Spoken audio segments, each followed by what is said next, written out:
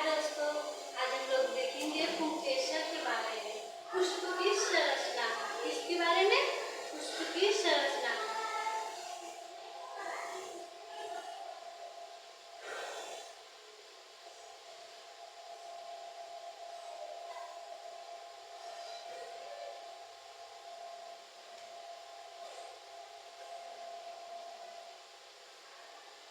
तो चलिए आइए हम लोग देखते हैं।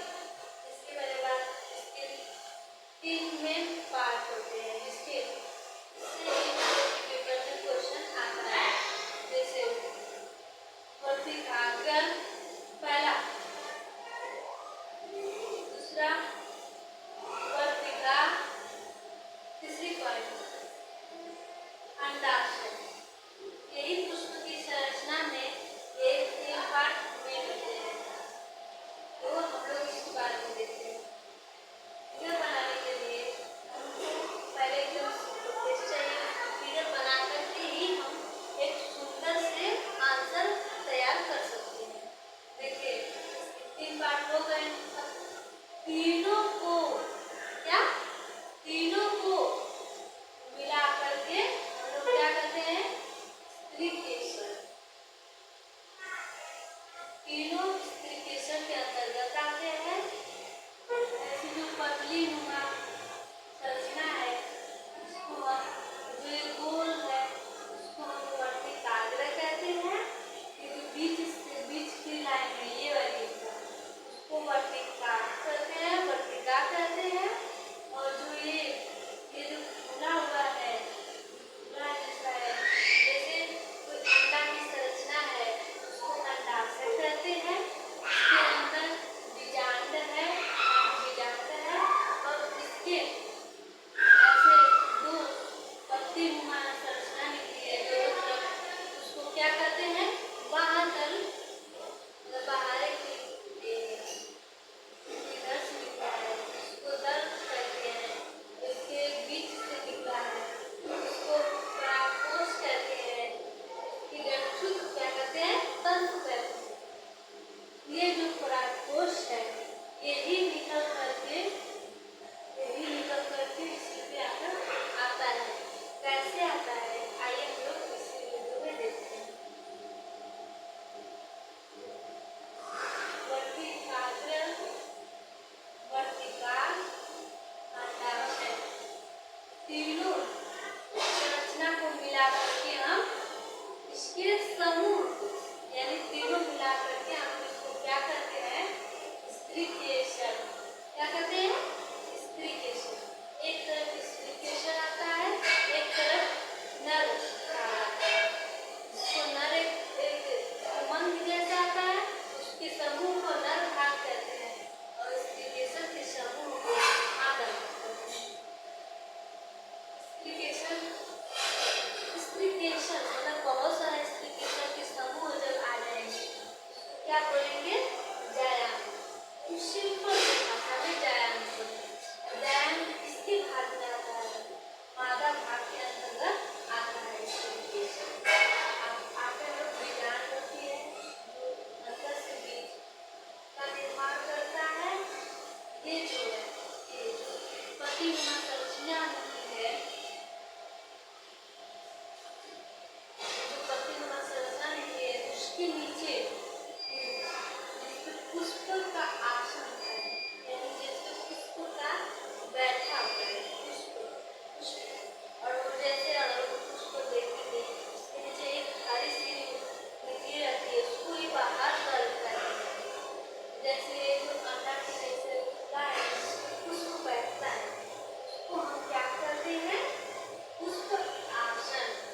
पुष्प आसन ये जैसे जो कोई चीज है, कोई बैठा है तो उसका भी कोई आसन है, ऐसे ही उसको जिसको बैठा उसका आसन कहते हैं। और चलिए हम लोग आते हैं इधर आते हैं। इधर से समूह को हम कैसे देखेंगे, ये जो है इसको दल कहते हैं। और ये जो है, ये जो पत्तीनुमा है इसको परागकोश कहते हैं। यही परागकोश एक परागकोश हो गया। और ये जो तंतु है इसको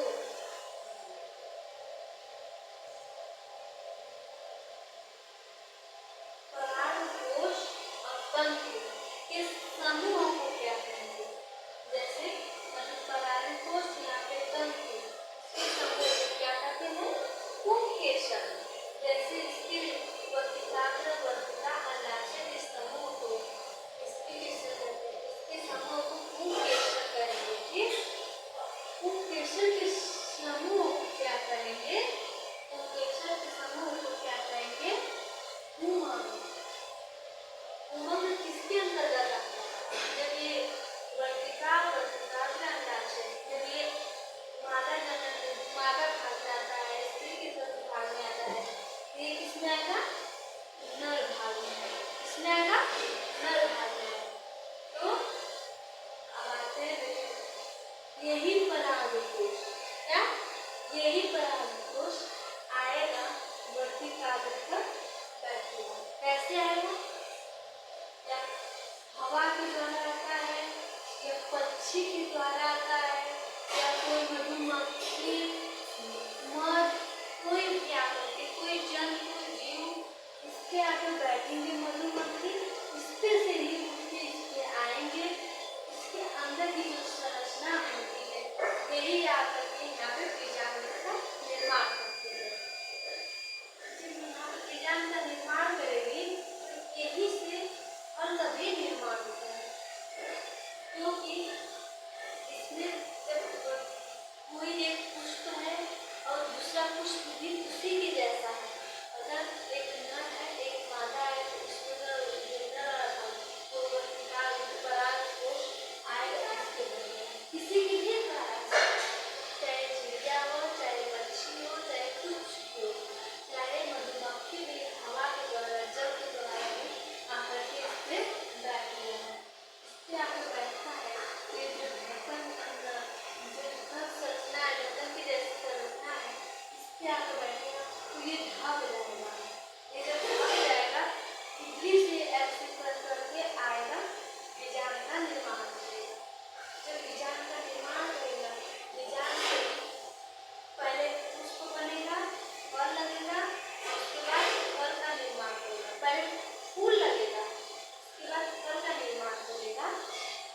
और जिसपे ये बैठता है, पुष्प जिस पे बैठता है उसको बाह्यदल कहते हैं। और बाह्यदल के समूह को क्या कहते हैं? क्या समूह?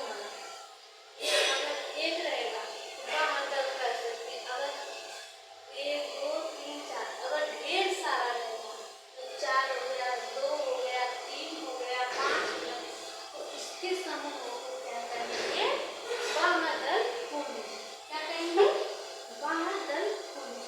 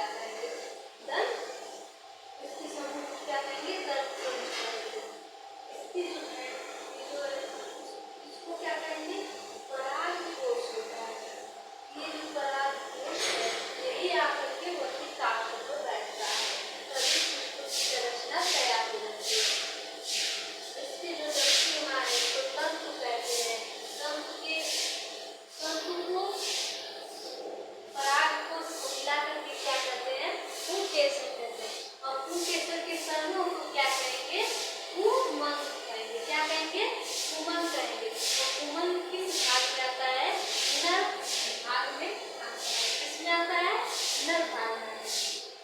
ये जो इसके अंतर्गत हम लोग पढ़ रहे हैं, ये कौन सा संरचना है? पुष्प की संरचना। इसके अंतर्गत